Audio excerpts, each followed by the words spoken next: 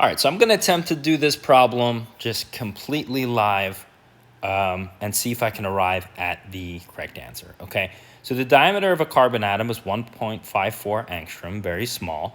Express this diameter in picometers. How many carbon atoms could be aligned side by side across the width of a pencil line that is 0.20 millimeters wide? All right, so there's a couple of steps to this. The first thing we're going to look at is, what is an angstrom? All right, so I'll start writing it with this little circle. Equals 1 times 10. Remember, it's a unit of length. That's very small. Times 10 meters. All right, that's an angstrom. Now we're going to express that in picometers. So let's look at our SI units here. So we have our meters, decimeters, centimeters, millimeters, nanometers, micrometers, nanometers, and then picometers, which isn't used very often. So if we have 1 meter, that's 1 times 10 to the negative 1, to the negative 2, to the negative 3. This is for millimeters. And then this starts to skip to the negative 6th, to the negative 9th, to the negative 12th, okay? And this is written in, 1 times 10 to the negative 1st meters, kind of all the way through. So if we look at this, picometers angstroms is right in here, right? It's 1 times 10th to the negative 10. And if picometers is times 10 to the negative 12th,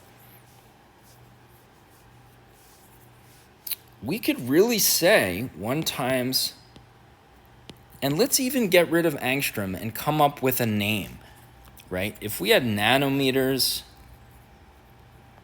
picometers, let's say, supermeters. We're just going to make up a word, and we're going to say that's 1 times 10th to the negative 10th. So if we're comparing these two, there's just a difference in, 2 decimal places. So if our question is 1.54 to our, supermeters or angstroms, we're really just moving the decimal places 2 places. And we are going to a smaller number because a picometer is smaller. So we are going from a larger number, this is how I do this, to a smaller number. So we know the answer is going to be larger, right? More angstroms are going to fit into, more picometers are going to fit into more angstrom, or the supermeter that we invented. So 1.54, that to picometers is going to be, I believe, 154 picometers. All right, so does that make sense? Many decimeters go into a meter. Many centimeters go into a decimeter. Many picometers go into an angstrom, or this supermeter that we invented. That adds up. That makes sense. So already we have converted the diameter of a carbon atom is 154 picometers, okay? Diameter of a carbon atom. Awesome. Now, how many of those, this is part B, how many of those could be aligned?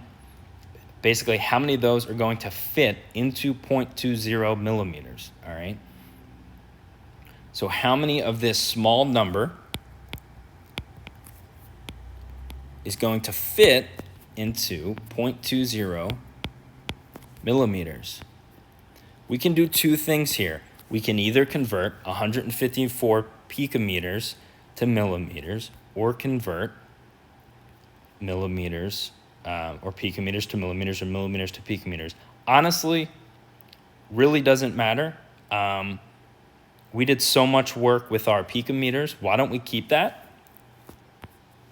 And let's convert 0.20 millimeters to picometers. So we're going to do some dimensional analysis here. We're going to put that over 1. We want our millimeters to cancel out, so we're going to put millimeters here. Now, how many millimeters are in a picometer? All right, we're going from a larger number to a smaller number.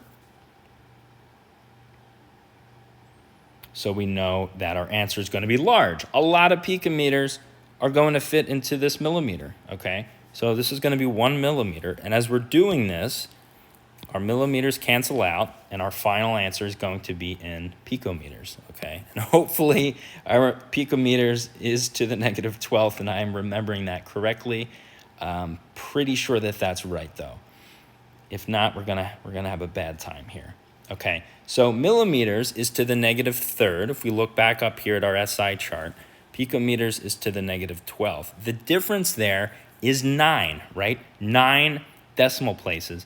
And we know this is going to be a large number. So this is either 1 with 9 zeros or 1 times 10 to the 9th, okay? And that is going to give us our answer. The only remaining units here is picometers. So let's put this into our calculator.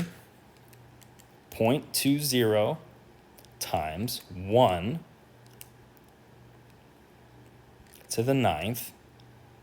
Just double check. 0.20 times 1 to the 9th equals our answer, which is 2, 0, 0, 0, 0, 0, 0, 1, 2, 3, 4, 5, 6, 7, 8.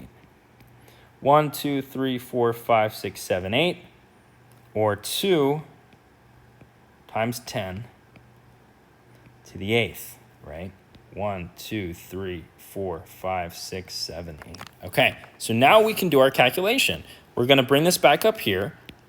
We know this is 2.20 millimeters, which again is the width of a pencil line, times 10 to the 8th picometers, which is a large number, especially compared to 154 picometers. Now, does this make sense?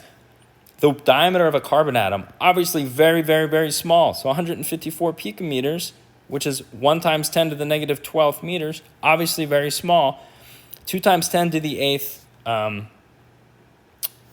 picometers, or 0.20 millimeters. Yeah, I mean, that's small, but so much larger than a picometer. So the answer is going to be pretty big. A lot of atoms are going to be able to fit, really into anything you can see with the naked eye. So we're going to do this calculation. We're going to do 2 times 10 to the 8th divided by 154. 2 times 10 to the 8th divided by 154. And our answer,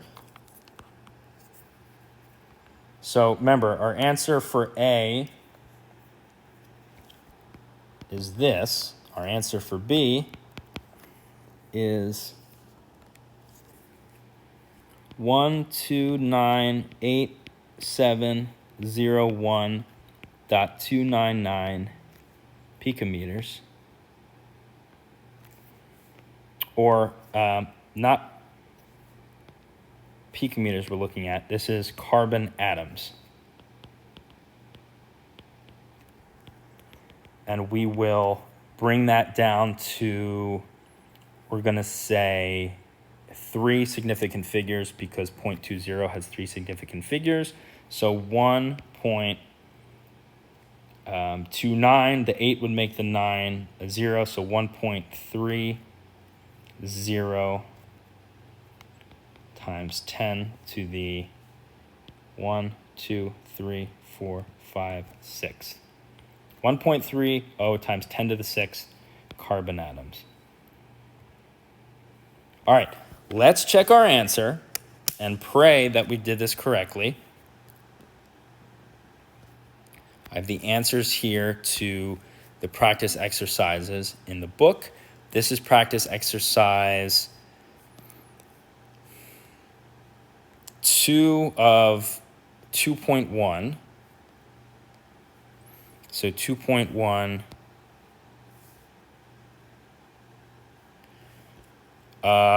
Okay, that is very exciting. We got the right answer. You could see, don't know if you could see on my screen, but A is 154 picometers, and B is 1.3 times 10 to the 6th carbon atoms. They didn't put the 0 there, but that's okay. All right, so very happy that this all worked out. Hopefully this is helpful to anybody who watches this.